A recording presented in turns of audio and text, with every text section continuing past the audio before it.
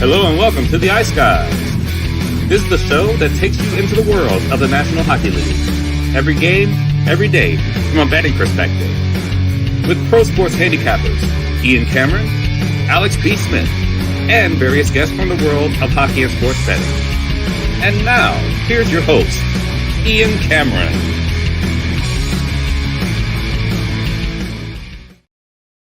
Welcome to the Ice Guys, Wednesday, November 22nd. Ian Cameron, Alex B. Smith on the eve of U.S. Thanksgiving, ready to break down the Wednesday NHL card. And it is packed. It is loaded. It's one hell of a card, 14 games. Now, we've had these slates before, big slates, and we're always excited, tons of games. But sometimes you get those big slates and the betting opportunities just don't pop off the board at you. That was not the case for me today, and it looks like for Alex too. There are a lot of good spots, a lot of good opportunities, a lot of good bets, we think, on this card. So we are very much excited to break it all down here on this Wednesday, and we're going to jump right into it. 14 games on the menu, and we will begin in fitting, actually, U.S. Thanksgiving, the U.S. nation's capital for our first game on this slate. The Buffalo Sabres taking on the Washington Capitals. We've got Washington minus 130, home favorites. 6 the total here, shaded to the over in this game. The Washington Capitals, I'll admit, I did not see, the nice little streak that this team has been on lately. I didn't see that coming, but you got to give them credit. They've won 4 in a row, 5 of their last 6, 8-2 in their last 10 games, the Washington Capitals. 4th straight win occurred on the weekend, a 4-3 win against Columbus, although it was one of those games where I thought they got outplayed, and I thought Columbus actually probably deserved to beat them. Thought Columbus was the better team. Unfortunately, Washington capitalizes on the usual suspect jacket defense and goaltending, and Washington was able to capitalize on their opportunities, and they got yet another pretty solid effort in net from their goaltender as well, Charlie Lindgren, who has been absolutely outstanding lately. He's been a big reason why they've been on this little win streak. But there is no Charlie Lindgren tonight. It will be Darcy Kemper back in net for Washington. And we know he has had his struggles and lack of confidence this year for the Washington Capitals. So he's in net. Devin Levi confirmed for Buffalo. Be interesting to see if he gets a little Spit and Chicklets bump because he was on their show interviewed this past week. So Levi in net here for the Sabres in this game. Going into this matchup against Washington. I like Buffalo in this spot. Plus 110. This is a spot where I think they can pounce. They've been tough on Washington over the years. They've really had a lot of close, hard-fought battles. The draw, I'm also on that. There's a couple of these spots today in games on the slate where it's a dog and draw double, an Ian Cameron special. I talk about that, the dog and the draw. We sprinkle on both at a plus price. You hit one of them, you're going to be profitable. And I think that's the way I'm going to approach it here. Dog and draw split here. Sabres plus 110, draw as well in this game. And I think Buffalo too. I think Buffalo's got a little run ahead of them here. They're starting to get not comfortable. You're not comfortable with losing Tage Thompson, not having that guy. That's not the right word to use. What I'm trying to say is they're starting to adjust, to being without Tage Thompson slowly but surely. And you start to see that it means more for Dylan Cousins. Alex Tuck has really stepped up for them. Zach Benson, their first-round pick, is now on the second line. JJ Peterka, who we talk about every day right now with Buffalo, is probably worth a look as far as props go because he's definitely stepped things up. But they're getting comfortable. And like I say, I think with Washington, the more this win streak goes along, the more they've been, I don't want to say lucky, but they're not playing as well as they did the first couple of games of that win streak. They got away with, I thought, being outplayed by Columbus over the weekend. So Sabres and draw for me. Lean over as well at 6. What do you think here, Alex? Sabres, Capitals. Yeah, it's funny you mentioned about Devin Levi being on Spit and Chicklets. I don't know if you listened to that interview at all. I caught a little bit of it last night. And it's just funny. You forget sometimes that these guys are just kids. You hear him talking and it's just like, wow, it just really kind of sinks in. Like, yeah, he's just taking this all in. And, it's fun sometimes to listen to some of those interviews with the players because you get this kind of a different just aspect of, they're not giving you anything, in between the periods or after the game most times. Now, when they're sitting in a more comfortable environment, then they kind of just open up a little bit more. And it's just good to get that insight. And so I thought that was really interesting kind of listening with Levi. And I can see where he's, like I said, this is a kid who definitely has his head screwed on right. He's going in the right direction, but there needs to be time and growth. And Buffalo needs to take it slow with him. They rushed him right into the fire. A lot different than what they did with the UPL, for example, a guy who they seemed like they gave him years and years in Rochester before bringing him up. So it's just something just interesting, just kind of something to keep in the back of your mind with your handicap. I like this over here, as you mentioned. Something I'm going to be talking about a lot in the next hour and a half, overs, because we've seen this quite often on this day before Thanksgiving. You got a lot of people that are traveling, it's a lot of chaos and confusion with as far as the schedule goes, and that does affect the players more often than not, and it usually leads to sloppy play and a lot of higher scoring games on this date historically. So that's something that I'm targeting in on. So looking at these sixes, and this is not going to be a night, even though we'll be on for the members only doing the live betcast. Some of these games I want to grab the prices now. I don't want to wait for them. 6 and laying $1.20, even $1.25, I'm totally fine with here. I will be waiting for the first period over. Something that we've seen cash in 7 of the last 8 meetings. And I mean, in big ways. 3-1 first period last meeting, 2-2, 2-1, 1-1, 1-1. So we've seen plenty of multiple goal first periods. I will be looking for that, but I'm going to look for a better price, hopefully. $1.40 is fine if you can lay it now, especially with a bigger card, if you're not betting live tonight. But if you are going to be joining us in the betcast, wait for that one and try and grab that at a little bit better of a price. No doubt. So I mentioned those Sabres props. There are a couple on Washington. Strome and Wilson have been really good lately. Connor McMichael, a guy that's a young prospect, is getting better. And Hendrix Lapierre had 3 points the other night. They're playing him on the power play. So there's a little bargain bin down the lineup option too. Hendrix Lapierre, they like that kid a lot, 21-year-old center. Struggled, I think, in his first few games early in the year, but boy, sat out for 3, back again against Columbus, and boy, he played well on Saturday night. 2 goals and an assist for him in that game. All right, next up, we've got one more thing quickly to mention, because you mentioned about the draw, and this is one I have circled. I haven't bet it yet, but 4 of the last 5 meetings have gone past regulation, so this is definitely one of those ones you want to circle. That's exactly why I'm on the draw, no doubt. We've got a strong series history pointing toward overtime or shootout between these two teams, no question about that.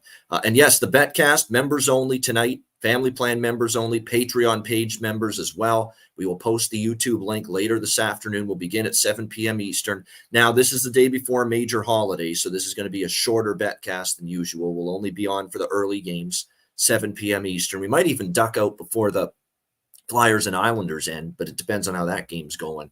We'll definitely be on for at least the end of the 7 p.m. Eastern games, and there's a ton of them, and there's a ton of good ones. So there's going to be a lot of good live bets alone with that. So it'll be about a 2.5, 3-hour max betcast tonight. So make sure you join us for that. We're definitely looking forward to that later on tonight. If you're a family plan member and a Patreon page member, you will be part of the crew that are able to access, watch the betcast, and also join us live on the betcast stream. All right, New Jersey, Detroit. We've got New Jersey minus 140, road favorites, 6.5 the total here in this game. This is a very, very interesting scheduling spot for Detroit. Detroit obviously was in the Global Series in Stockholm, Sweden. Their final game was Saturday against, actually their final game, it was Saturday for the Global, actually it was Friday, I should say, because they played Thursday and they played Friday. They played a back-to-back. They played Ottawa Thursday. They played Toronto on Friday. So they got out of there, earlier than the other 3 teams did, because Ottawa finished Saturday, and of course Toronto, Minnesota were the final teams on Sunday. So yeah, they've had some time to, adjust and get back to body clock in North America, Eastern time zone, all that stuff. But it's still not an easy situation here for Detroit coming off that game, coming off those 2 games in Stockholm, Sweden, all the pomp and circumstance that came with that, touring the city, checking out all the sights and sounds of Stockholm, Sweden. Just an enriching experience. All the teams talked about how much fun they had over there. There's no question about that. So, now Detroit's back home. You almost have to treat this like a home off a road trip, a very long road trip as far as air miles traveled are concerned. So I wouldn't be interested in Detroit here tonight in this game. I actually like the Devils here for multiple reasons, minus 140. I don't love the price a lot, but this is a rare circumstance where I am going to lay, a sizable number here of minus 140 with the Devils on the road. They have Hughes back. They're off a loss against the Rangers where they're going to feel like we let it slip. We had a 3-2 lead. We couldn't hold it. Rangers came back and won. I think now the Devils lineup in the second game with Jack Hughes back will probably be a lot more acclimated to it and a lot more comfortable. And when you look at Detroit, there's just too much erratic behavior in their game. There's just too many ups and downs all over the place. You can't say that their defensive game has been as good lately. Now, New Jersey has not been a good defensive team either since, obviously, Nico Hischier went down, and you're seeing all kinds of issues right now for them keeping the puck out of that. So I like New Jersey a little bit. What I like even more is over 6.5 here. I mean, it is a clear as day overlook for me in this game. You've got two very capable teams as far as scoring is concerned, and you've got two teams struggling to keep the puck out of their own net as well.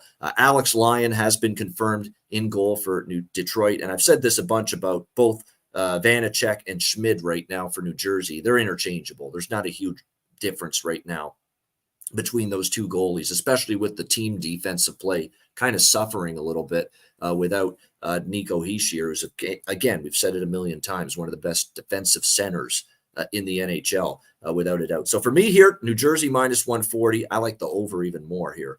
Over 6.5 in this game, minus 125. Alex, what do you like here? Devils, Red Wings. Yeah, this will be one of those, like I said, looking for the over in the first period in game. This one I can wait for a little bit. I think we might see a little bit of a slower pace. Like I said, Detroit coming back from the Europe trip. That's where I think we might see, them, if they want to dictate the pace, I think they want to slow things down a little bit first. Like you said, the defense wasn't good, certainly over there on that trip as well, and just kind of maybe adjusting to the rink. Could there be a little bit of a difference? What we saw from that first game in Europe, could we see a little bit of that in the first period here coming back to North America? That'll be an interesting thing to look at with all the teams that went over to Sweden. So that's something I want to keep an eye on. But I think we'll have time to get a little bit better of a price, not necessarily number, with the first period, and hopefully we can get a 5.5. But like I said, I'll even try to grab a 6 even at plus money in game. But I don't know what it is, but I'm just noticing, and we're going to talk about a lot of lineup shakeups with these two teams as far as props tonight. And you're seeing this in a lot of games tonight. If you look at lineup combinations, RotoWire, Daily Faceoff, whatever site you use, I mean, there are a ton of lineup changes tonight, and that's going to be good for prop opportunities. And this is one of them. On the New Jersey side of the equation, Jack Hughes is centering the top line with Eric Haula, who often plays center, and he's actually going to be on the top line, the left wing side with Hughes, along with Curtis Lazar, who is he's not normally a top line player, but Curtis Lazar is expected to be on the top line with Hughes and Haula tonight for the New Jersey Devils. And if you actually watch the way Eric Lazar has played, Lindy Ruff is just singing the praises of this kid for how hard he's working, winning puck battles, showing some pugnacious attitude on the puck, hard forechecker, the kind of guy that can free up space for Hughes, on that top line for sure. And a guy that's been finishing right now for the New Jersey Devils. 5 points in the last 6 games right now for Curtis Lazar. He's scored 3 times as well in the last 7 games. So you talk about big-time bargain bin value right there. There you go, Curtis Lazar for the New Jersey Devils, who's earned this opportunity. Normally, most of the time you hear, Curtis Lazar is going to be on the top line. What the hell's the coach thinking? I mean, but right now he's earned that opportunity. He's playing very well for the Devils. We'll see how it goes. And Haula too. Haula actually has picked things up offensively. He has scored 4 points in the last 3 games for the New Jersey Devils. So both of those guys have value, in my opinion. Curtis Lazar and Eric Haula for props tonight, playing on that top line with Jack Hughes. And then on the Detroit side, we've got our guy in the chat who might be on our betcast tonight, Landon. He is onto it with our old friend, Joe Veleno. Hello, my old friend. You've come to score for me again. Maybe he is Joe Veleno tonight for the Detroit Red Wings. Top line with Dylan Larkin and Lucas Raymond. And thanks to Lucas Raymond, it was just a joy to bet his props over in Sweden. One of those players that clearly was amped up to play in front of his family, friends, and everyone in his home country. So, yeah, Joe Veleno. I mean, there's your big bump right there for Detroit up to the top line. You got to look at it for sure. And he showed it. Now, he's cooled off a lot since that early hot start, but you're going to put him with Larkin and Raymond, 2 of the best forwards on the team. There's no question that Joe Veleno is worth a look here tonight for sure as well when it comes to player props here in this game. All right, next up, we've got Edmonton and Carolina.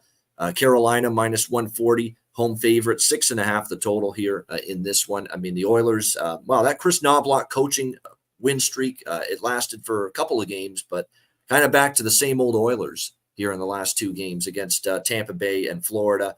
Can't keep the puck out of their own net, breaking down left and right defensively, can't get a save when they need it. Basically the same shit that's plagued this hockey team all year. And we saw it again in the 2 losses against Tampa and Florida. So, yeah, no Edmonton for me in this game. Now, do I want to lay $1.40 with Carolina? I'd certainly prefer the 2. Of the 2, I would prefer Carolina, but I don't know if I want to lay minus 140 with them either. I think there's been a lot of janky play, if I could use that word, out of Carolina as well lately. They've had some times where they've stubbed their toe. The Philadelphia game was a stunner for as well as the Flyers, and we'll get to them. They're playing better. Shouldn't be losing 3-1 at home to the Flyers. The Pittsburgh game was a grind for them to get past the Penguins 4-2. But they definitely should take care of business because Edmonton, it's just wretched again with them at the defensive end of the ice. 11 goals allowed in the first 2 games of this road trip. And you know what's a shame for Edmonton too in those 2 games that they lost to the Lightning and the Panthers? You know, they really played Florida toe-to-toe. You could even say they had the better chances, and they certainly did against Tampa Bay. You know, based on the flow of the game and the chances and the offensive zone time and the puck possession and all that stuff, Edmonton could have and should have won both of those games. And instead they end up 0-2 because they just every great chance that they give up, it's going in the net. And it's been that way for them all season. So I'm going to take a over here, 6.5. And I don't do this very often. And I don't like doing it with Carolina at home. You look at Carolina at home, and I think I spoke about this a few shows ago. They've been an under machine at home. Absolutely. They have been trending heavy under the total here on home ice this year. But this is one night where I could see Carolina stretching their legs offensively here against this team that just can't keep the puck out of their net. Edmonton's gone over in 3 straight games. It's been 3 straight unders. And like I said, Carolina's been an under machine at home. But if you look at head-to-head last year, both games went over the total. We had a 6-4 game in Edmonton that the Oilers won, and then it was a 7-2 beatdown for the Carolina Hurricanes at home against Edmonton last year. So the 2 head-to-head meetings with the Canes and the Oilers last year both went over the total. So a rare Carolina home game for me, a rare Carolina home game bet for me over 6.5 tonight in this one. Alex, what do you think? Oilers, Canes. Yeah, I'm just keeping it simple with here. I'm going with both teams to score in the first period at plus 150, a little bit better of a number. Oh, that's pretty good. I like that. Than the first period over. We might try and hit that during the betcast as well. But like I said, just thinking this could be one of those games I can see goals going back and forth, kind of a bit of a slop fest here. Like I said, Edmonton, had that little bit of the boost with Knobloch, and now things have regressed back to form. This is just not a good hockey team. It's a bad hockey team with some talented players on the roster. And we've seen this in years past, and that just seems like where Edmonton might be. So we have to adjust accordingly. So I don't even want to touch a side here. I just want to go with goals. So looking toward both teams to score first period and maybe look for a full game in first period in game.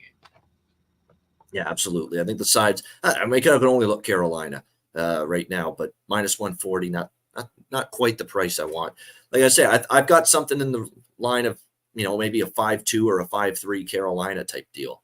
I could clearly see something like that. And the thing too with Carolina that bothers me is, they've had way more breakdowns defensively, not as much as Edmonton, obviously. They've had their good defensive games too, Carolina this year, but they've had their games too where it's been like, where is this structure that we normally like to see here from the Carolina Hurricanes? And that's been an issue. And plus the goaltending, when it hasn't been Kochetkov in net, Ronta's numbers are subpar, 2.88 goals against, 885 save percentage, and we might see him tonight. Once again, it looks like he's projected, not confirmed yet, but projected to be the goaltender tonight in this game. Here's one that stands out. Draisaitl, McDavid, Chris Knobloch's going to the blender. It's like pick an Oiler, a random Oiler. Let's plug him into the top line with McDavid and Draisaitl. And tonight he's picking Warren Foegele to do that. So based on that, you could probably look at some Warren Foegele props. This might be a good night, too, for Carolina. Not only goal props, but point props. Point props is in like over 1.5 point props. Take a shot with plus money with some of these Hurricanes forwards, like Marty Necas, like Sebastian Aho, like Jesperi Kotkaniemi, Tara Vinen, who's had a pretty solid start to the year. You could really have a field day tonight because it's just hard to envision Edmonton right now, keeping the puck out of the net. And we did see Carolina here that last few home games they've had. We've seen them be able to find the back of the net. So I definitely think some of those point props tonight, pick and choose some Hurricanes, but especially Aho. He's one that could really do some big time damage tonight for Carolina, and take a look in those point prop avenues, because oftentimes we don't talk enough on this show about over 1.5 points for point props, and you can get plus money on those. This is a perfect spot and a matchup to take a few of these Hurricane forwards to go over 1.5 points, because this Edmonton team, it's fucking atrocious what we're seeing at the defensive end. Skinner, it looks like, is in net tonight here for the Edmonton Oilers. Chicago Columbus next up. We've got Columbus minus 145 home favorites, 6.5 the total in this one. I'll tell you what, I definitely considered Chicago, but I took them against Nashville and they didn't get it done. And look, I know for a fact I ain't taking Columbus until I see them win. There's no way I can endorse Columbus here, minus 145, given the absolute skid that they're on, and all the turmoil that's been going on as far as the shenanigans with the coach and their top players, benching Gaudreau and Laine. Laine now, I'm going to do it with Laine, though, in this game. I am going to take some Laine props. Laine got benched the last game as well. He's going to be back in tonight. And I saw a quote that he said, it's one of the most embarrassing experiences. It is the most embarrassing experience of my hockey career, getting benched like that. You say something like that, you better fucking back it up on the ice with your actions. All right. When you say something like that. So, and this guy's flighty. He is flaky. He turns the effort. He turns the intensity. He turns the compete level and the work ethic on like a fucking water tap, this guy. So this is not a sure thing that Patrick Laine, just because he's saying all this crap and all this mumbo jumbo, that he's going to turn it into actually action on the ice, that he's going to actually turn it into a bounce back performance, score 2 goals, get a 3-point night, that kind of thing. But when you say something like that, you're embarrassed essentially about being scratched and being benched. You got to come back now the right way. And look, you didn't play against Philly on Sunday. Now's the chance. You got to step it up when you make a comment like that. So it's just a situational bet here with the Patrick Laine goal prop, assist prop, to see that he can maybe get going and back up his words with action on the ice against a Chicago team that we know can still give up goals. That is for sure. So Patrick Laine, the props I'm looking at here. This one I have a small bet on the over. I don't like it as much here at the 6.5, especially because, we're seeing the Chicago Blackhawks struggling to score again.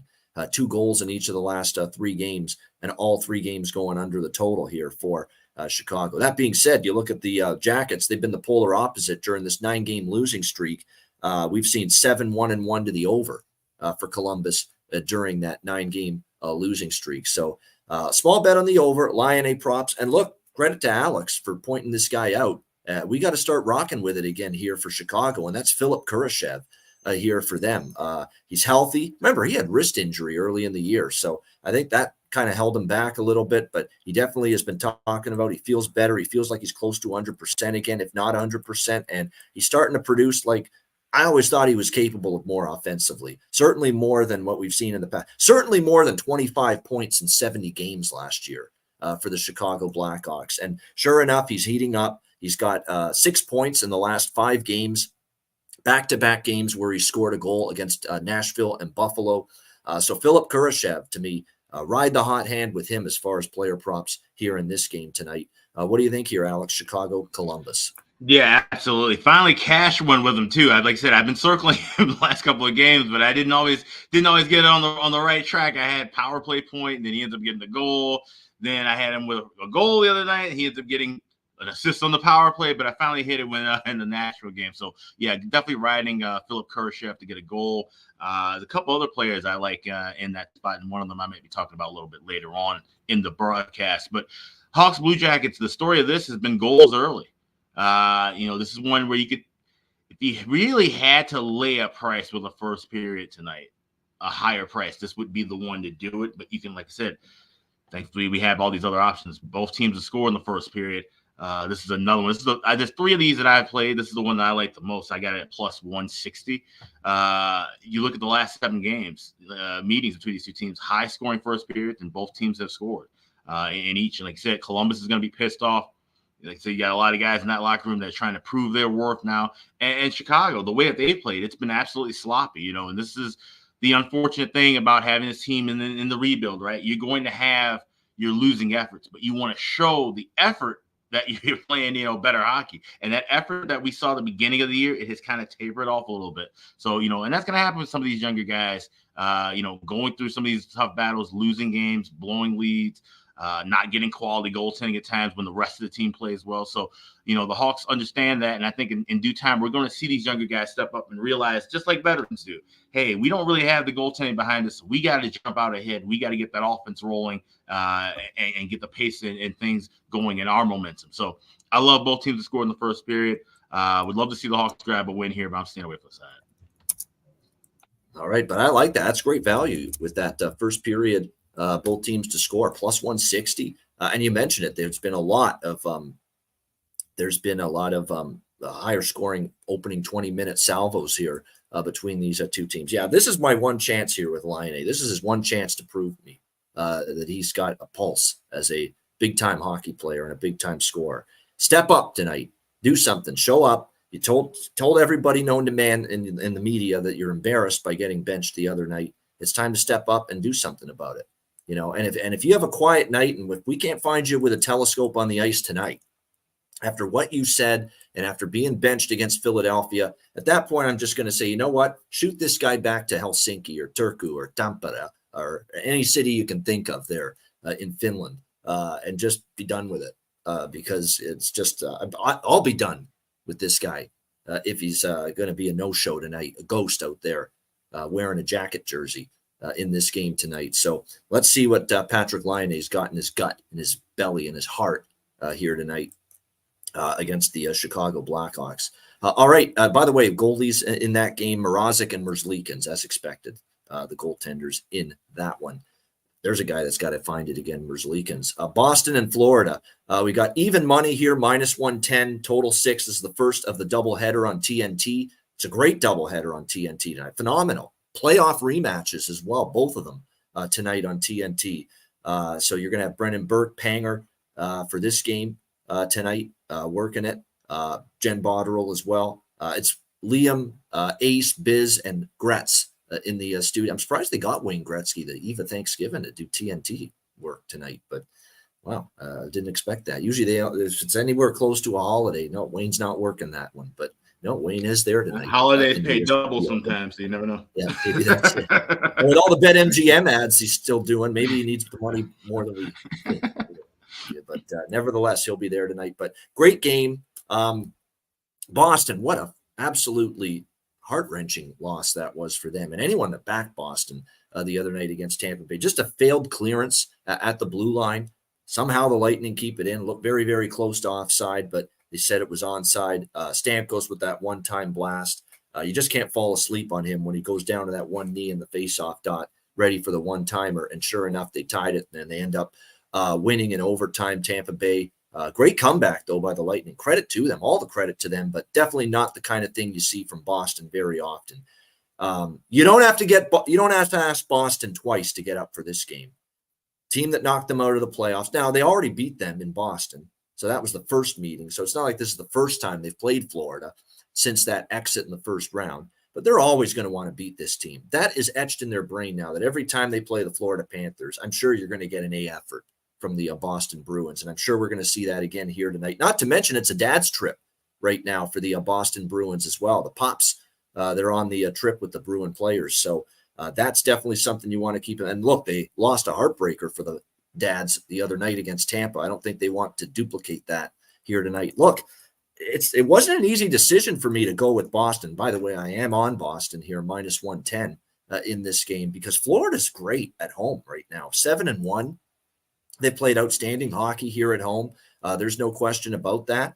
They keep finding ways to win. 5-3 against Edmonton the other night. Again, I thought the Oilers played them even, but Florida gets a few more saves right now than Edmonton. And that ended up being the difference in that game. They've got Ekblad and Montour back, which makes just a huge world of difference for them, no question. Look, they're playing really good hockey. Not an easy ask to say, yeah, fade Florida at home. But, I do like Boston here, minus 110. I do like the draw here a little bit as well in this game. Just a small bet on the draw as well, with the fact that we've seen a lot of close competitive games. The game in Boston earlier this year went to overtime between the Panthers and Bruins. So that's what I'm going to look at here, Boston and draw in this one. What do you think here, Alex? TNT, Boston, Florida. Yeah, the draw. I mean, the draw stuck out to me initially looking at it. Obviously, going back to the last, couple of games in that playoff series, and even to the last meeting, going in past regulation. I'm thinking, like I said, with the dad's trip, being in Florida for the first time since that series, I think the Bruins maybe come out with a little bit of heat and energy early. So I like Bruins first period puck line late that half a goal, grabbing plus 180 at Caesars. That's where I'm going to kind of go with this. I think, we could see it go back and forth, and maybe this one goes past regulation. But like I said, this is a huge card tonight. This is the only thing that really stuck out to me. I think Boston's scoring early and getting out of that first period with a lead, something I'm looking to bet on. Yep. Death taxes and Pavel Zacha. You gotta. I mean, he's just been absolutely spectacular. Scores again for us. How many goal props now lately with this guy, and assist props too, both. It's just been a gold mine for me this season, riding Pavel Zacha, who he deserves all the credit in the world. I said, this is a pretty good hockey player, but now you're going to ask him to be number one center for the legend that is Patrice Bergeron. Good luck with that. Man, he's given them everything they could have wanted and then some for the Boston Bruins. Been absolutely outstanding. So he's worth a look. Coyle is starting to heat up now, second line center. Trent Frederick, Jimmy talked about him. He's getting more of an opportunity right now for this team. So you may be looking at his props because he's on the second line at the moment for the Boston Bruins. And then on the Florida side of the equation, yes, there are some changes with the lineup a little bit for them. We got Kuhlman, Lusterinen, Lundell, and Reinhart. I mean, take your pick. They're all pretty solid options right now for this team. They are getting a little pop from the bottom six out of Kevin Stenlund right now. What a game he had the other night against Edmonton. So, if you're looking for a little bit of bang for your buck there as far as a player prop tonight, maybe you look down the lineup a little bit at him, Kevin Stenlund on that third line. By the way, as far as goaltending, Sergei Bobrovsky in net for Florida. We're expecting Linus Ullmark here for Boston, but it hasn't been confirmed just yet. Winnipeg, Tampa Bay, even money here, minus 110 both sides, 6.5 the total here, shaded to the over in this game. This is two factors here to this one for me. Tampa Bay off the big game against Boston, comeback win, 5-4 in overtime, 2 straight wins here on this homestand, 3 straight wins overall for the Tampa Bay Lightning. Certainly they're playing good hockey, but I'm telling you what, Winnipeg has for some reason played this team very well. 6-3 in the last 9 meetings. They won in Tampa last year, 3-2 when these two teams played. The Jets have done very well against the Lightning head-to-head, and they're playing some really good hockey at this point as well. So I'm liking the Winnipeg side here in this game at around minus 110. I think there's a tricky spot yet.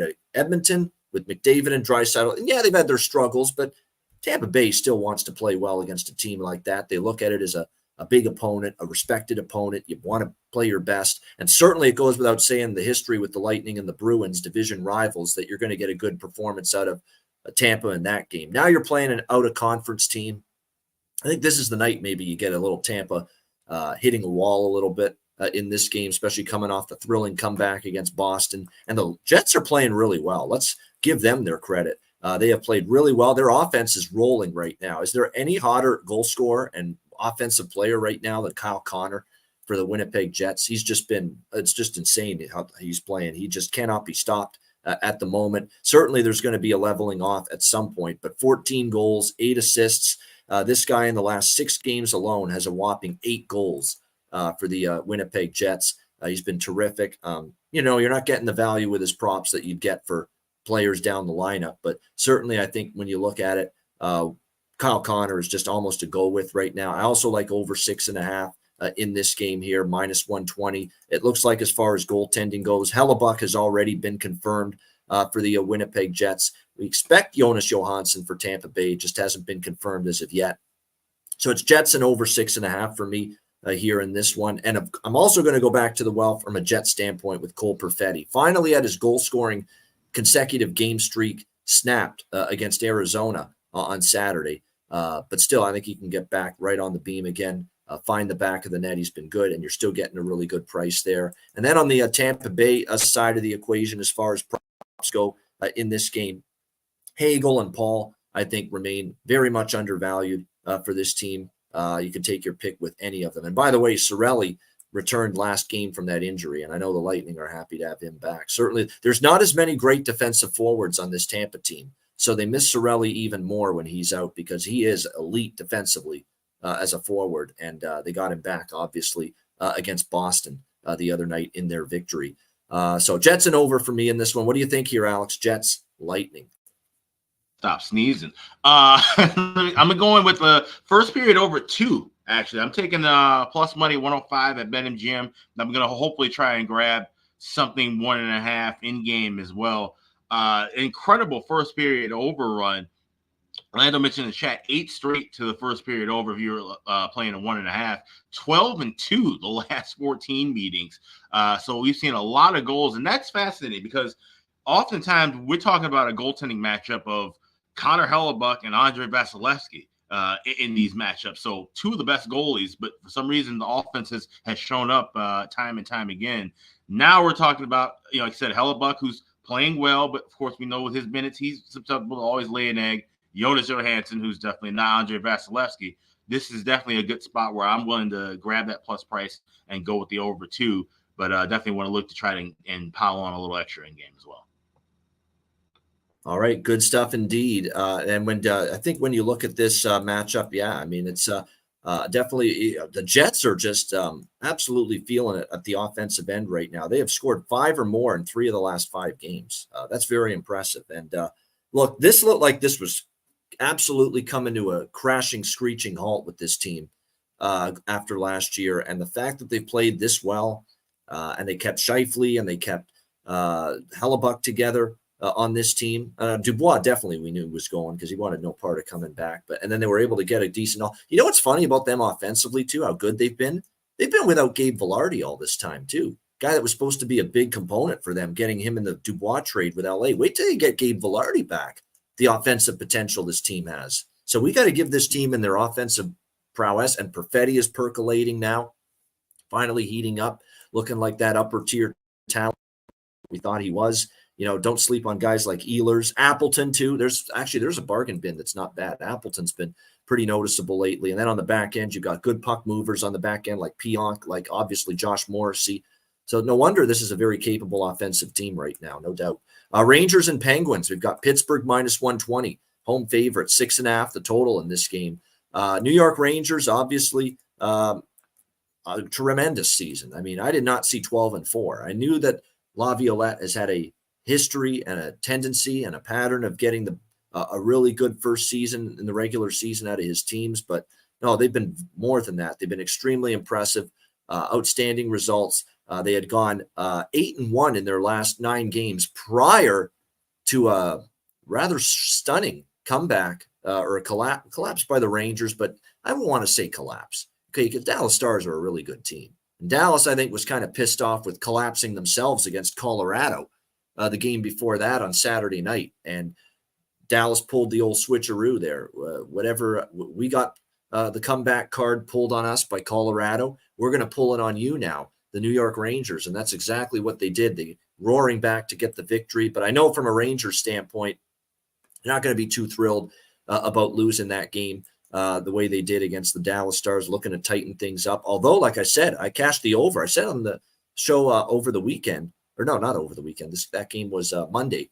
I said on Monday's show, Dallas Rangers total was 5.5. I'm like, the Rangers are scoring right now. They're playing some really good hockey at the moment. So don't sleep on their ability to be able to score goals, and they're doing that right now, no question. Jonathan Quick confirmed in net. Tristan Jarry in net for the Penguins. Jonathan Quick for the New York Rangers.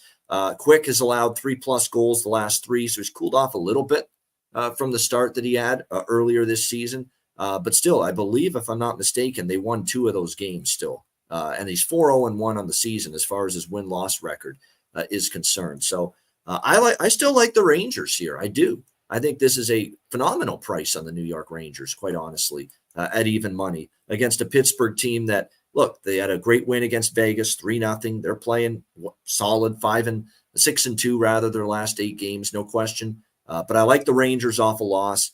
I'm pretty damn sure the Rangers haven't lost 2 in a row this year. You look for these teams where after a loss, after a game like they had against Dallas, you expect a very strong response. And I expect that tonight from the New York Rangers in this game. Not to mention against the Pittsburgh Penguins, they've certainly done well. They've gone 5-2 in the last 7 meetings head-to-head, the New York Rangers over the Pittsburgh Penguins. I don't mind Quickie being in the net. Because now you're getting actually a discount now with the Rangers too. So at even money, I like it. New York Rangers here, plus 100. Alex, Rangers, Penguins.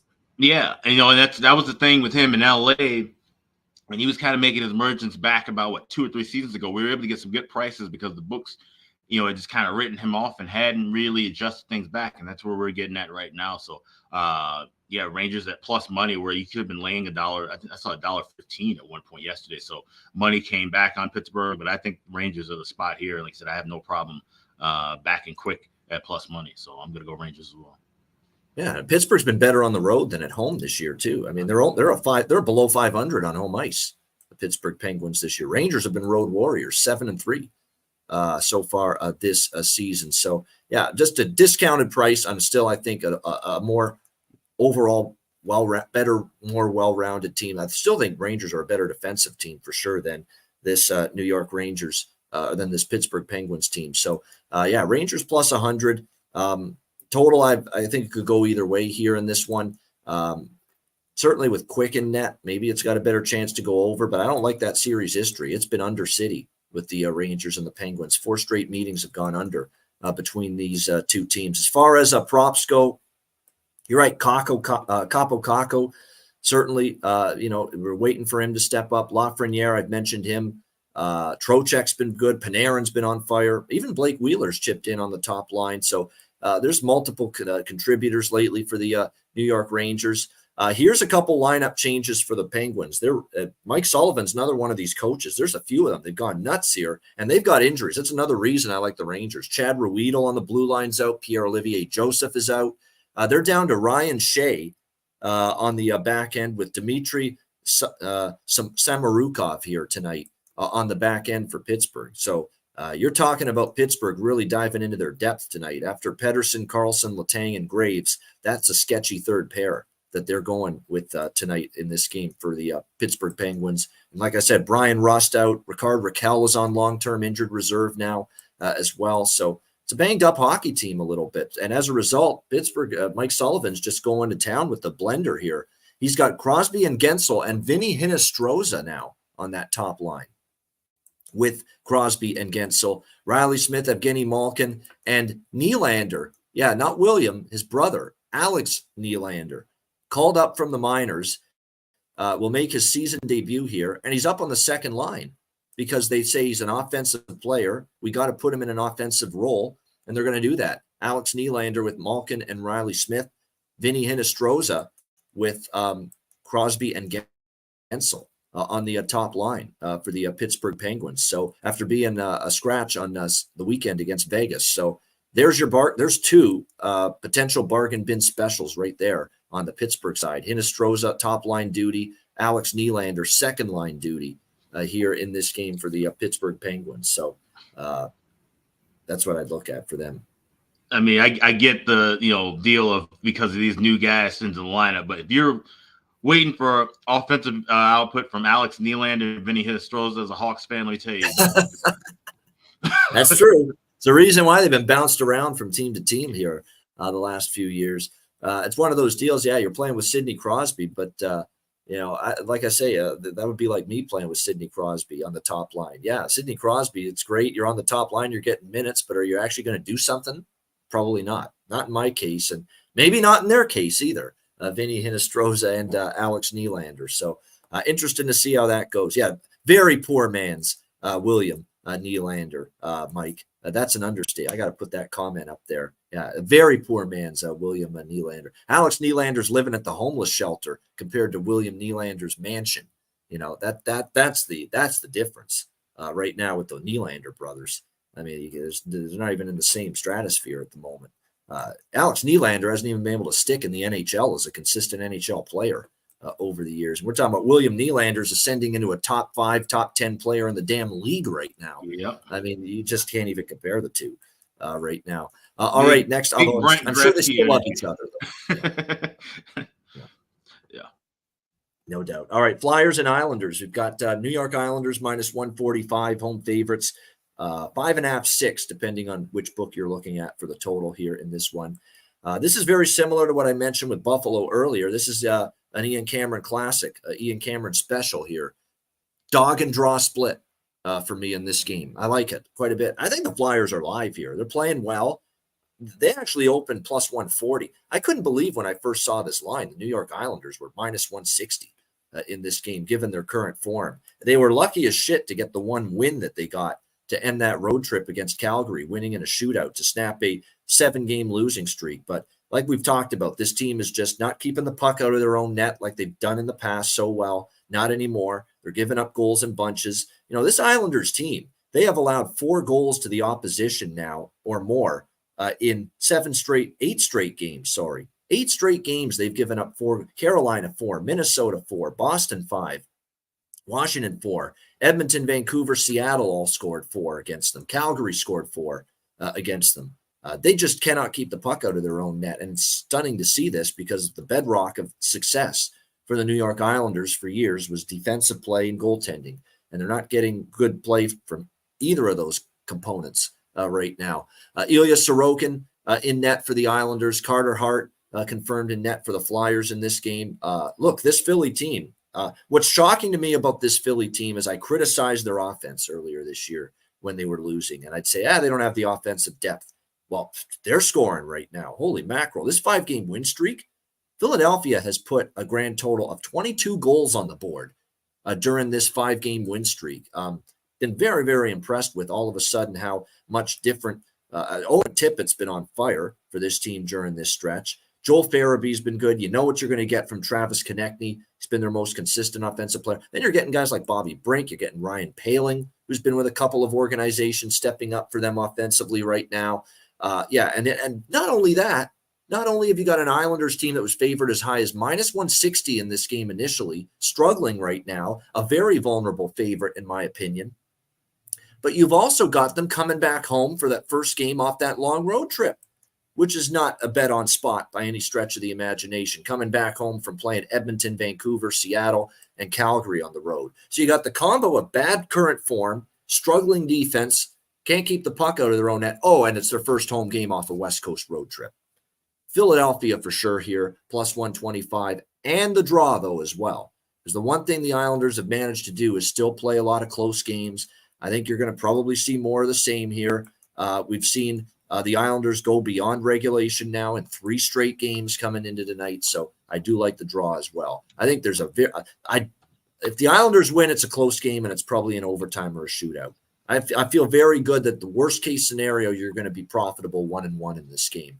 Because I think if the Flyers win, they'll win in regulation in any form. I think the Islanders, if they win, it's more than likely overtime or a shootout. So I think 1-1, if not 2-0 with these bets here. Flyers plus 125 and the draw, which is a really nice price as well in this game. Alex, what do you think here? Flyers, Islanders. Yeah, I'm just going with the draw. I don't trust either one of these teams sidewise. Obviously, like I said, no way I can lay a price with the Islanders as bad as they're playing. If I had to play something money line, it would be Flyers or nothing. But I think the draw feels more, that feels like the sharpest play here in this with these two teams. And like I said, I just don't know what I'm going to get really from this Islanders squad coming back home. I think it's going to completely lay an egg. Are they going to revert back and play that defensive shell style and then not get any offense? So it's definitely something you want to kind of maybe look and you could probably pick some spots in game. But like I said, draw, I think it's going to be the only thing I'm playing here. I might bet it eventually. I'm tempted so much by the over because it's only 5.5 and it's not the same Islanders defense, and they've been trending over big time. 3 overs at the end of the road trip. And the Flyers, last 2 games, they've seen 7 goals in their games against Vegas and Columbus. But the series history bothers me. It's been very tight, stodgy, low-scoring games, and that's why I'm hesitant It's why I'm hesitant. I understand it. If you see that 5.5 right now with the way the Islanders are defending or not defending, I get why you like the over. It's just harder for me to actually hit the confirm button on that.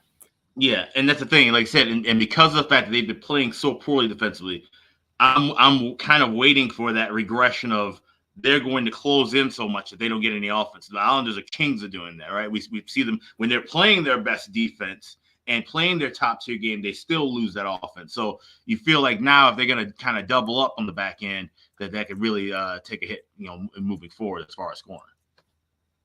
Exactly. And like I say, maybe off the road trip, and although the road trip, we often say coming off the road trip, you're a little sloppy with the puck defensively. So you're trying to maybe play better defense. Will you be able to? That ends up being the question here in this one. As far as not a ton with this game compared to some of the others as far as player props, other than for Philly, I would say, Bobby Brink and Farabee on the third line even have a little value with what you're getting from them. Owen Tippett, number one, because he's been absolutely on fire. Even Tyson Forster finally scored the other night playing with Couturier and Konechny on the top line. Those aren't bad options as far as props for this one. All right, next up, St. Louis, Arizona. We've got the Coyotes minus 115 home favorites at the mullet, 6 the total, shaded to the over in this game. But and as far as goalies here, Binnington and Vejmelka are indeed confirmed for the Arizona, for the goaltenders here in this game. We'll see how it goes. Arizona, a team that 8-10, 4-3 at home, not quite that same strong home team that we've seen in the past. LA goes in there, beats them 4-1, shut down and held to 1 goal in that game. Kings just continue to be road warriors this year. Tremendous results for the Kings on the road. St. Louis, meanwhile, they snap a 2-game losing streak. I'm thoroughly disgusted and disappointed with Anaheim. I mean, they got St. Louis rolling into their very struggling, just horrible in their 2 road games against San Jose and LA. Rest advantage to boot. And just lifeless, just flat. Anaheim in that 3-1 loss to St. Louis. But give the Blues credit. They responded after 2 just horrendous games. I lean to the over here, 6 between these 2 teams. It's kind of been an over series history. 3 of the last 4 have gone over. Blues aren't exactly, a team that, we see them obviously, they've scored more goals lately, which has been good to see, going back to the Colorado game where they scored 8. So they've done a little bit of a better job. You've got Binnington and Vejmelka, who specifically, there's a lot of ups and downs in their game. There's other bets I like more than this one, but I'll take a little shot here. Over 6 minus 115, minus 120. Alex, what do you think here? Blues, Coyotes. Yes, I'm taking just smaller shots on the first period and full game overs. I got over 6 minus $1.20 and first period over 1.5 minus $1.40. And it's funny because that's usually a trend I'm always riding with these 2 teams whenever they play each other. That first period over wasn't on it last time, and it cashed like quickly, like 2 goals maybe in the first 3 or 4 minutes. So definitely hoping to see that kind of a pace. And I think, like I said, you should see this in a lot of games, and I think this will be certainly one of those, especially St. Louis with this trip just been up and down, and the defense not there. And Arizona, like I said, they're starting to kind of regress a little back to their form. They're not quite there yet as far as a good team in the Central. Connor Ingram didn't have his best night, so we'll see if Karel Vejmelka can play a little bit better. But like I said, I'd still expect goals with these two net minders. So. I agree. Like an over here, 6 in this one. And as far as player props, I'm not going to go into too much detail, but Robert Thomas, Buchnevich are the obvious. And Jake Neighbors, won't you beat my neighbors? Jake Neighbors starting to actually heat up. Now, I thought he was going to be still on the top 6, but looks like they might have him on the 4th line. That might quell my enthusiasm with that. But on the Arizona side, we do have some lineup changes here. Krause is still performing well. I keep rolling with him. But we've got Michael Carcone up to the 2nd line with Zucker and Cooley. And more importantly, a big bump for Travis Boyd playing with Clayton Keller and Nick Schmaltz on the top line tonight for the Arizona Coyotes. So Travis Boyd might have some value as far as his player props tonight on that top line. All right, Calgary, Nashville. We've got even money here, minus 110, 6 the total in this game. Are the Flames showing signs of getting their game together? Perhaps. They finally playing some better hockey. They've won 3 of their last 4 games. The final game of that road trip against Montreal, And then they come home, they beat a good Vancouver team. They lose in a shootout to the Islanders, but definitely could have won that game, no doubt. And then they end up having the 4-3 overtime win against Seattle after that. So they're starting to get their game going, Calgary, no question about that. They've actually gone over in 3 straight games, Calgary, entering this game. Will that continue here, though, against Nashville? We do have a series history where it's gone 3-0-1 to the under in the last 4 games. Nashville, after a 4-game losing streak, they've won 2 straight here at home at Music City, Chicago, and Colorado. That Colorado game was stunning. Another one, like the Boston-Tampa game, and Nashville-Colorado, very similar. Nashville ties it late, and then they end up winning that game in regulation. So they tie it in the final minute, and then with about 20 seconds to go in regulation, they end up getting the game winner. Just stunning, really, that more so that happened to Colorado than that, although it was probably just as stunning that Nashville did something like that as far as coming back and with 2 goals in the final 40 seconds of that game. I kind of like the momentum Calgary is showing right now, but I don't love – I lean Calgary, but I find my timing with Calgary has been a little off this year.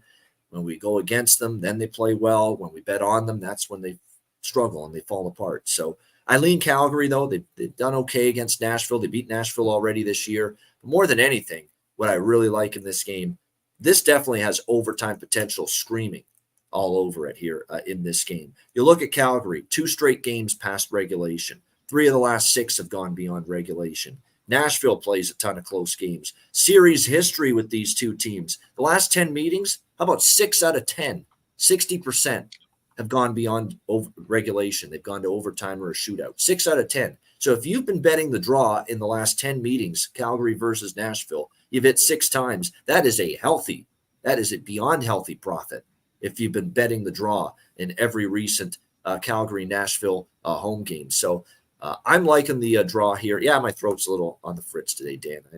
I knew someone was going to figure that out at some point. But, yeah, I like the draw here, Calgary and Nashville at the plus price. Really, really good chance I think we see overtime here with these 2 teams. Alex, Calgary, Nashville. I don't think your throat's hurt for the same reason Dan's talking about in the chat. But, yeah, this is definitely a game where it's funny. The first thing that jumped out in my mind when I saw this was, we can get 130 with the first period over. Completely glazing over the fact that, yeah, I've been on this draw for most of those 6 out of the last 10 that you mentioned. So grabbing both of those. So plus 350, I've seen as high as plus 370 with the draw. Definitely want to shop FanDuel. FanDuel's your friend tonight if you're betting draws for sure. That's where most of my draw action is going to be at. But I like the first period over here as well. 12-2 the last 14 for Nashville. Calgary's been on a nice run as well. 8-2 the last 10 of the first period over. 7-5 the last 12 meetings between these 2 with that first period over. So, like I said, we've seen good pace of play early back and forth, and that's kind of led to where we've seen pace of play transfer back and forth throughout the whole game and most of these contests going past regulation. So first period over and the draw. I love both of those spots tonight. All right, first period over and the draw for Alex here with the Flames and the Predators. As far as props go, I think we'll see some goal. I don't know if it'll go over the number. Calgary's been trending that way, but there are some big lineup changes for Calgary. Connor Zary, this is a head scratcher for me. I don't think he's hurt. I don't think he's injured. And yet Ryan Huska, the twin of Pierre Maguire, as I like to call him, Ryan Huska, he's basically got Connor Zary out of the lineup tonight. I'm trying to figure out now, has he been as good the last couple of games? No, but he's still been, consistent offensively every game. So that's a little surprise to me. Huberdeau, Backlund, and Coleman on the second line. Mangiapane, Lindholm, and I'll tell you what, I know you took a shot with a prop with him recently, Alex, for Calgary. Igor Sharangovich is on the top line tonight for the Calgary Flames. And again, this guy is someone that has got all the potential in the world, especially when he's on a top line situation to score and make an impact.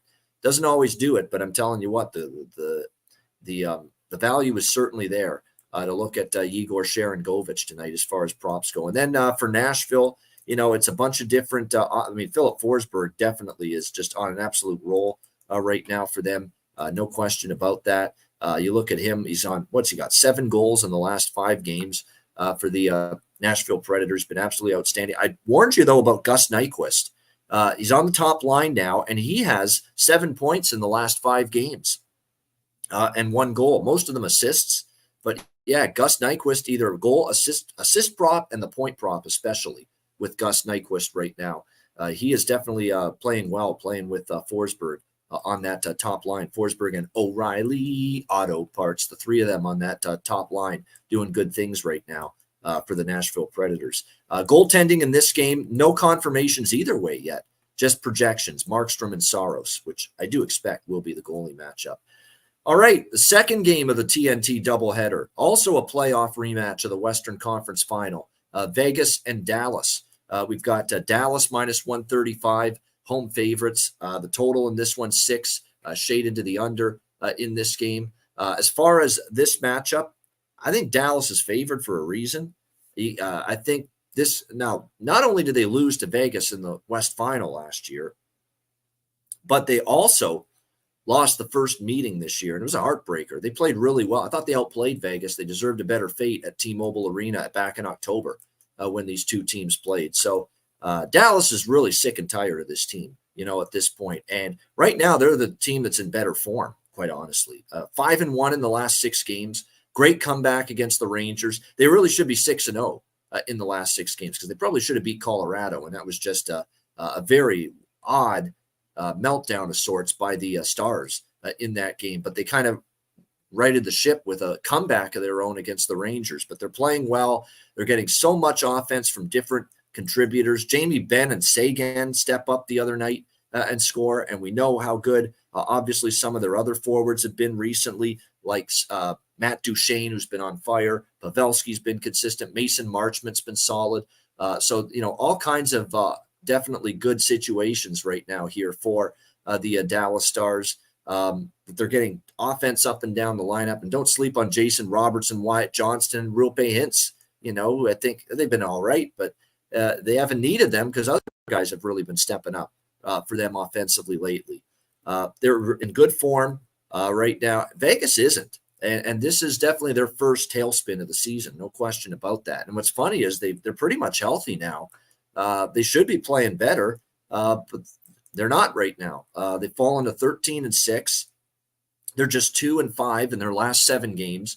They've lost each of the last 2 games on this road trip to the 2 Pennsylvania teams, Philadelphia and Pittsburgh. Their offense couldn't get going against the Penguins. The defensive game against the Flyers and Montreal wasn't anything to write home about. So I actually like Dallas a little bit here. Do I love the price? No, because you're talking about minus 135 against the champs, and they could wake up at any moment, no question. But right now, Dallas, the better form, and I know Dallas is coming to play tonight for sure. Losing in the playoffs, losing in that overtime game earlier this season in Vegas. So for me, it would be Dallas here, minus 135 in this one for me. What do you think here, Alex, at TNT, second game of the doubleheader? Yeah, I was just kind of really going to stay away from this game. You might have kind of talked me on to looking at Dallas first period puck line. I'm seeing laying the half a goal plus 170 at Caesars. I think Caesars might be actually one of the better books for first period puck lines. I've noticed as of late. Like I said, still working on that chart of trying to compile for different derivatives, which books have some of the better options. But that's where I'm leaning here with this game. Like I said, it's a huge card, so I'm not going to force her to push a lot of stuff, especially in the later slate. But that's the one thing I'm looking at here, Dallas first period puck line. Maybe Alex looking perhaps here at Dallas first period puck line here in this. Yeah, draw. This almost made the cut for me, the draw in this game. Almost did, because the game in Vegas did.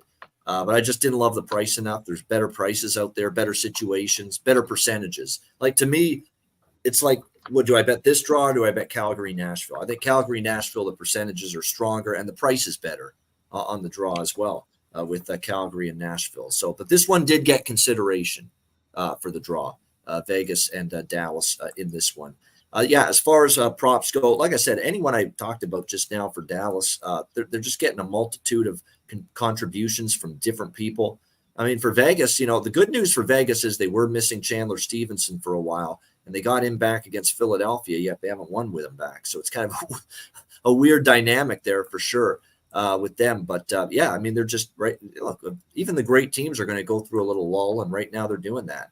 The Vegas Golden Knights, no question about that.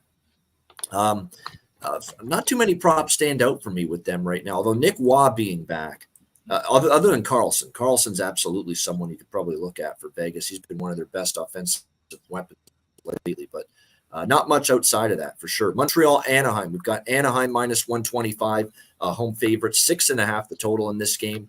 The Ducks have definitely hit their first little rough patch in a while.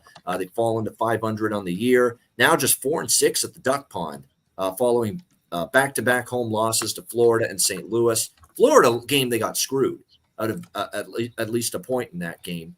But the St. Louis game, I can't defend that shit. That was a flat, listless performance by the Anaheim Ducks in that game. So we'll see if they can bounce back here against Montreal. Montreal starting, well, not starting a road trip. They started it in Boston, but they're starting the West Coast portion of their road trip here tonight as they take on the Anaheim Ducks. So we'll see how it goes between Montreal and Anaheim tonight. Montreal's lost 4 straight. So really, these are two struggling teams coming into this game. I'm a little hesitant to pull the trigger on Anaheim. That being said, Anaheim's owned the series lately. 4 straight head-to-head victories for the Anaheim Ducks over Montreal. Haven't bet it yet, but the price has dropped.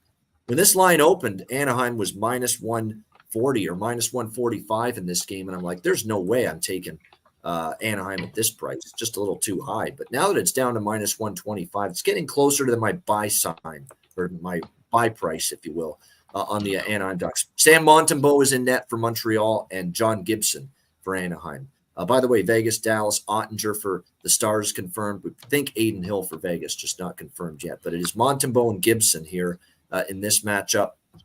Lean Anaheim for me in this one. This is another one that got some draw consideration for me, the Ducks and the Canadiens as well. What do you think here, Alex? Montreal, Anaheim.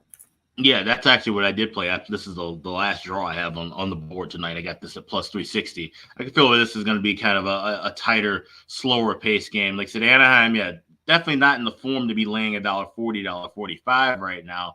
But now, even with a cheaper price, and it's kind of knocked down. Now, for me, that kind of opened up, like I said, that draw price a little bit. So I was able to grab it before this number came down a bit. That's why I grabbed the 360. I would go anywhere from 330 up for a draw here. So if you see more Anaheim money, you might see that number come down, and then I would probably either maybe play it down to a half unit or just pass it if that draw number keeps dropping. But 350, 360, that's worth playing a little bit for tonight. All right, liking the draw here in this one. We do have some lineup shuffling. Anaheim, it's pretty much status quo with what we're seeing from them right now. We're definitely seeing similar lineup combinations at the moment with Anaheim. Carlson's in, and you got to monitor this with Carlson. Again, they're doing a load management thing with him this year. He doesn't play every single night, but Leo Carlson, the first round pick of the Ducks, is definitely playing tonight. McTavish, the usual suspects. I'd be looking at props involving them. And then for Montreal, we've got some shuffling going on. Dvorak, Slavkovsky, and Caulfield on the second line. But more importantly, Brendan Gallagher and Alex Newhook on the top line with Nick Suzuki tonight. So there you go. Outstanding opportunities here as far as props with both of those guys. And actually Gallagher, he has definitely had a lot of chances lately, scoring chances in games. Offensively, he hasn't produced a point in the last 4, but he's been getting opportunities. There's no doubt. And Alex Newhook with Suzuki as well. I said with going to Montreal from Colorado would be a nice change of scenery for him. He's 4 goals, 6 assists, 10 points, pretty solid, but he's got 3 points in the last 2 games, and now he gets to play with Nick Suzuki on the top line. So good news there. He's injured there, Cuban. Raphael Harvey-Pinard is on the IR. Same with Kirby Dach for Montreal. So that's where those 2 guys are out of commission right now for the Canadiens. All right, next up, we have, San Jose and Seattle. Seattle, obviously a big favorite here. No shock. Minus 290 home favorites in this game. And the total here currently at 6 shaded to the over, down from 6.5. So, we're definitely seeing some under money in this game. And I think if you ask David Quinn right now, he wants to see this San Jose team try to play low-scoring hockey. I think he realizes we don't want to play like we've been obviously at our rough nights defensively. Our goaltending's not that great. We've got to try to play some tight defensive hockey if we're going to have even a chance to win some of these games. And we kind of saw that against Vancouver. They tried to tighten it up. Still lost, of course, by multiple goals. But the fact remains that they realize they've really got to try to keep every team they play close to the vest, if they're going to have a chance. That being said, so my first thought was I understand why they kind of like the under. Then I saw the goalie confirmation for San Jose earlier today, Kaapo Kähkönen, and I'm like, no, can't do it. Can't even consider San Jose maybe having a great defensive game with him in net. Now, he did play better last game, but that's the only good start he's had this year. And it's one of those deals where I've got to see more than just one good start from Kaapo Kähkönen to be convinced he's any good. And you've got Seattle as well, trying to get on a roll. They just can't string 3, 4, 5 wins together. They won 2 in a row against the Islanders and Canucks, and then they turn around and they lose to Calgary in overtime. So all kinds of issues for Seattle getting on a roll. So I'm going to approach this with Seattle team total in this game, over 3.5, minus 130. That's the way to go. No part of the minus 290. No part of even regulation or -1 on the Kraken. Don't want any part of that. But at home, I think they realize we can't slough off here. Can't fuck around. We got to nail down 2 points, and we got to try to get a dub here if we're going to really get our season going again. So I'm going to take the Kraken to get to 4 goals. It is worth noting for Seattle. They scored 4 against Vancouver. They scored 4 against the New York Islanders. And so, lately they've been starting to put the puck in the net a little bit more. And again, against Kaapo Kähkönen, I definitely think they're capable of getting to 4 in this game. So Seattle team total over 3.5 for me. Alex, what do you think here? San Jose, Seattle. Yeah, same deal. I mean, like I said, Kraken team total over is the only thing you can look at in this game because there's no way you can back. Like I said, laying that kind of a price with Seattle, regulation or otherwise, is just not advised right now. And if they're going to have a real slop fest of a game and find a way to lose to San Jose at home, chances are they're probably going to give up more than 4 goals, right? That game's going to just be completely bonkers. So I see them getting 4 goals in really any fashion at this point. So 3.5 laying $1.30. It's a smaller play, but I definitely would ride with that. No doubt. And as far as props go, Vince Dunn has a good history against San Jose, honestly. So maybe you look at him maybe for a goal, assist, shoot the puck more in this game. Jordan Eberle, to me, is starting to heat up. He's the one I'd really zone in on for Seattle. He's on the top line. He's finally getting his confidence back. 6 points in the last 4 games, goals in consecutive games, back-to-back games with a goal for Jordan Eberle against Calgary and Vancouver. So that's what you want to see. He's got to be able to put the puck in the net for you. And Jordan Eberle is starting to do that now that he's on the top line with Beniers and McCann. Beniers is the guy that really hasn't been able to get anything going yet for Seattle. And it's been surprising, but there's no question, he's starting to show signs though. Okay. He's got 2 goals in the last 3 games, 3 points in the last 3. That's a good sign for Seattle fans. So Matty Beniers might be worth a look here as well, as far as props in this game tonight. And we wrap it up with a hell of a game on the to end this massive card, Vancouver and Colorado. This should be a really good one between these 2 teams. We've got Colorado minus 170 home favorites. The total 6.5 in this game. I mean, certainly based on the last 3 years or so, 2-3 years, you could justify minus 170 for Colorado at home. You could probably even say it could be higher, with just the shit show Vancouver was, especially early last year. But it almost feels like this is being priced like we're ignoring what we're seeing with our own 2 eyes this year with both of these teams. What I see from Colorado is way too much failure to play 60 minutes of hockey. And it's becoming more and more concerning, especially when you're going to lay prices like this in the regular season with Colorado. Look at the uneven performance. I mean, what game did they really play strong for 3 periods? We haven't seen it a lot. The loss to Seattle, the loss to St. Louis, Colorado game, the Seattle game after that, when Bednar called them out, they played well when they went into Seattle and they won 5-1. But that's really the exception. And other than that, And the 8-2 against Anaheim, well, first of all, it was a dreadful spot for Anaheim. Back-to-back on the road, and you're playing in the Mile High City, the second leg of the back-to-back. So it was really, really tough, to see them play in that spot. And then you've got, obviously, Colorado, beating Dallas, but they were awful early in that game, and they rallied to win. And then in the Nashville game, there were moments they were carrying the play and dominant. And then there were times they fell asleep. And again, it happened in the final minute, down 3-2. And they ended up losing that game 4-3 after being up 3-2, I should say. So I don't like these lulls. I don't like these lapses during games that the Colorado Avalanche are having right now. Too much of them. And another thing that when you look at this game right now going into it, we don't have the goalies confirmed yet, but I'm certainly expecting Thatcher Demko and Alexander Georgiev to be the goalies. There's a wide gap between these two teams, two goalies right now.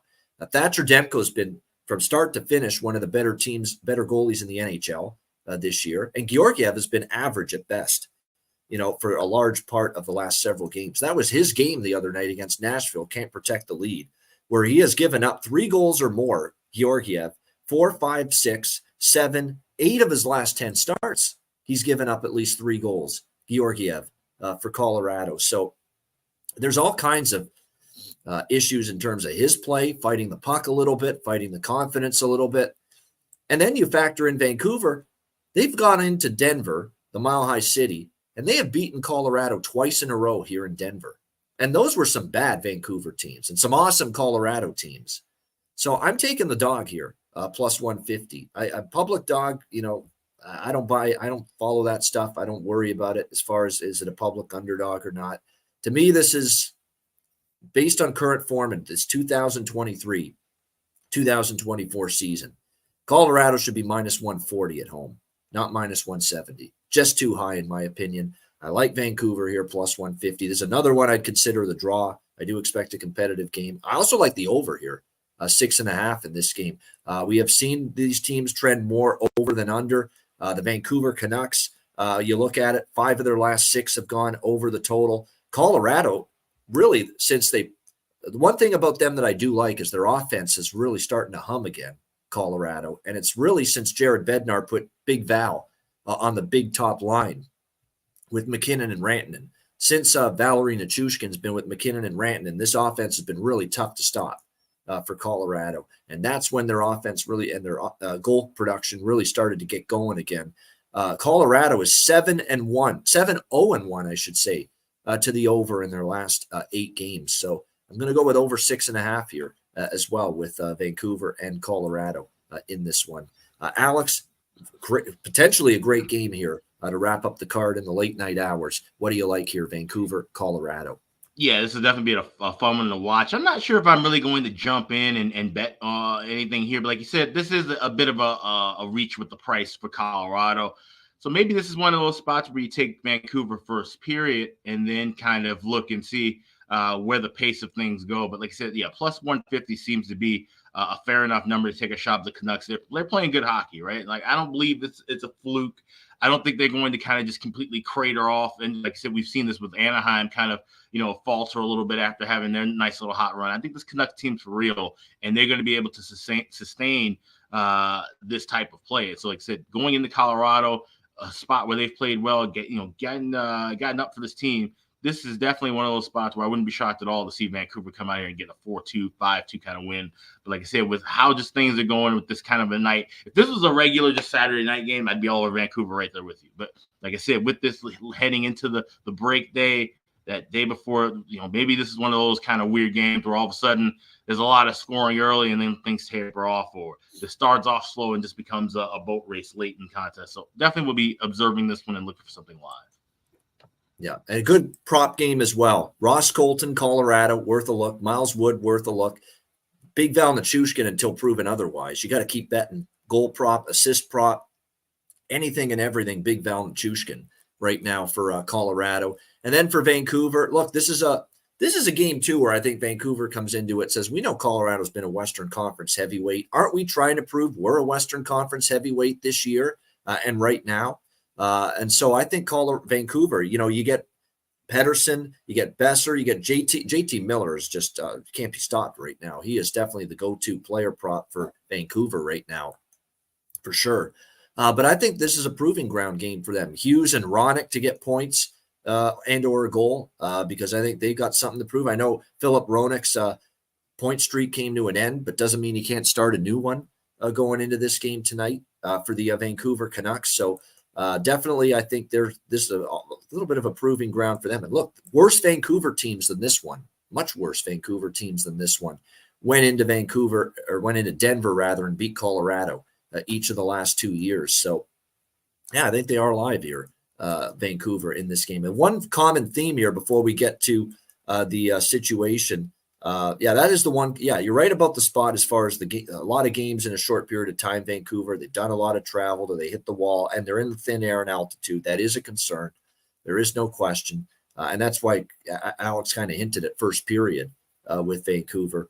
You worry about those third period road legs kicking in a little bit, but no, I'm going to still take that shot here with Vancouver. And one thing you notice about my pattern of sides that I'm liking here on this card.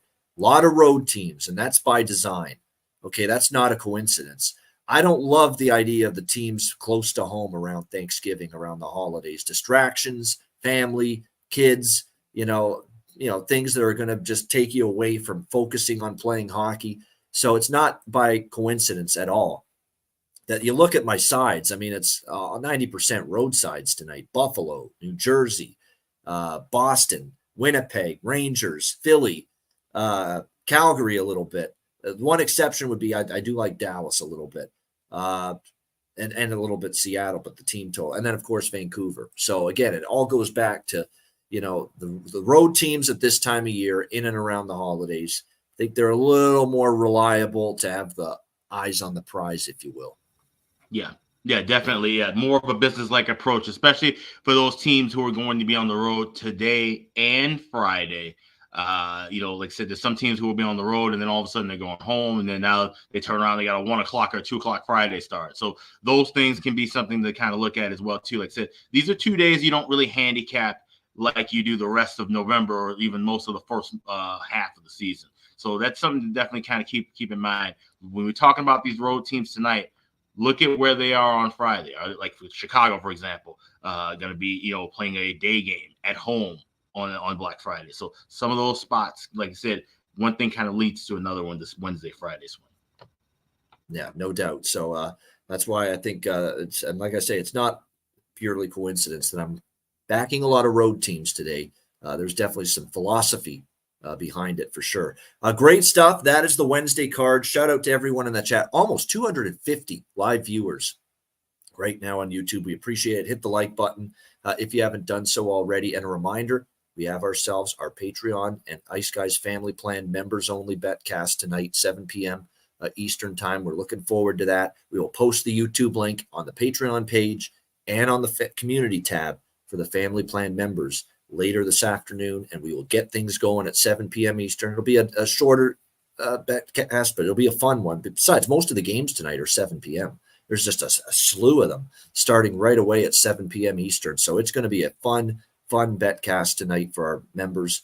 We appreciate it very much. And as always, again, once we post the link, feel free to request the link for the betcast to join us on the stream. I know Rich H has already said in the chat he'll be joining us from Mexico, his little getaway destination. So looking forward to seeing everybody on the stream tonight for the betcast, and looking forward to it at 7 p.m. Eastern. Also looking forward to this, our bargain bin special of the night. Everyone loves this segment. We love it because we like finding those big value plus price options in the bargain bin in the prop market. Alex, you got anything tonight for bargain bin special? Yeah, we're going with that Hawks game. We're talking about with the Blue Jackets, and I know, like I said, Philip Kurashev's been red hot. He's been a guy I've been hammering on this segment. Another guy I was looking at, Nick Foligno, making a jump into the second power play group. But I'm going to go with somebody who's moving up to the top power play line. Another youngster, Kevin Korchinski, plus 700 at FanDuel to get a goal tonight. I like that look of him getting in there. And I think, like I said, things are going to open up with this power play. Having guys like Bedard there, there's open chances for everybody else on the ice. And I think Korchinski, he's got a goal already this year. I think he can get number 2 tonight. So we're going to go with him plus 700 to get a goal in this contest against Columbus. All right, there you go. A nice bargain bin special of the night right there. Kevin Korchinski for Alex B. Smith of the Chicago Blackhawks. Bargain bin special of the night for me. And this is, I figure, right around the holidays, things are expensive. Things are cost a little bit more, and we pay a little bit more for stuff, around this time of year, Thanksgiving in the States, and then Christmas next month. We need to be able to really look for those specials. We really need to be able to look for those discounts and really go for the really, really cheap price. You want to get that steak that tastes great for $2. Okay, you want to get it. No question about that.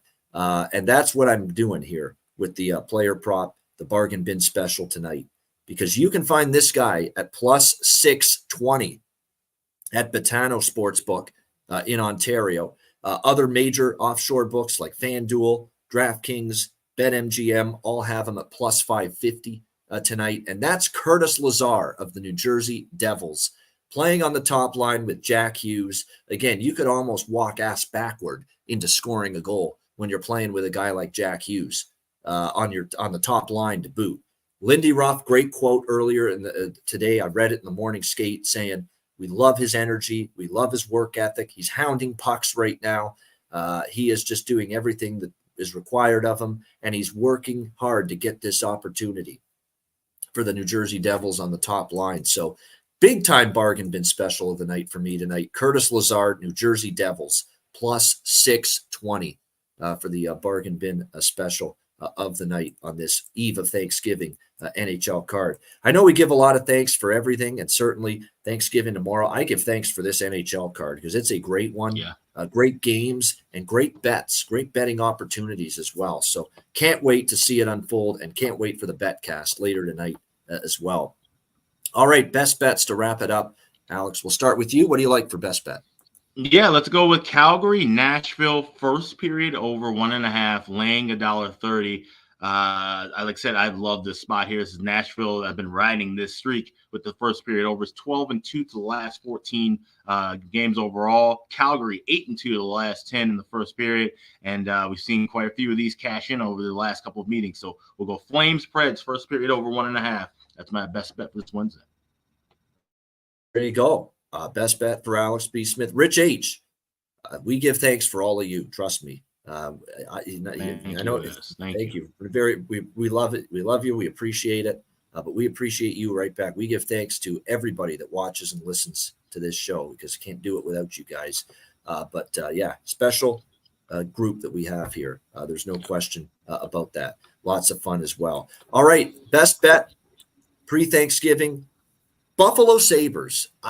This thing has just been screaming at me all day, and I'm going with it. I feel that Washington has gotten a little fortuitous, even in the last couple of wins during their streak. All streaks come to an end. I thought they could have easily lost to Columbus, but because Columbus is a team that just can't get out of their own way right now, Washington was able to survive a game where they played, I thought, a subpar hockey game, even though they still won. I think you got a Buffalo team on the road. Focus, got to win against Chicago, trying to get on a little bit of a roll, starting to get used to being without Tage Thompson. I think it's a Buffalo spot here. I like the price. Devin Levi in net. We like that. He's played better lately for the Sabres. And what we also like is Darcy Kemper, not Charlie Lindgren, in net for the Washington Capitals. He has had a tough season. He has been struggling, fighting his confidence, fighting the puck quite a bit. And he is back in net tonight for Washington. I think it's a winnable spot and a winnable game for the Buffalo Sabres at a good price. Buffalo plus 110 against Washington for my best bet here for this Wednesday NHL card. And that'll wrap things up. We appreciate it. Everyone, hit the like button on the way out. Members on the Ice Guys family plan, members on the Patreon page. Many of you tonight, 7 p.m. Eastern, for the exclusive live betcast. We're looking forward to it. The rest of you will be back Friday for a special start time, noon Eastern, 11 a.m. Central, an earlier start time on Friday so that we can get you going for that massive card, another one on Friday, tons of daytime hockey, and we'll get you going starting at noon Eastern, 11 a.m. Central on Friday. Happy Thanksgiving to everyone. Enjoy the day, the turkey, the family, the friends, the sports, the football, of course, tomorrow, and everything else in between. Happy Thanksgiving to all of our Ice Guys viewers and listeners. For Alex B. Smith, I'm Ian Cameron. Have a great Wednesday night.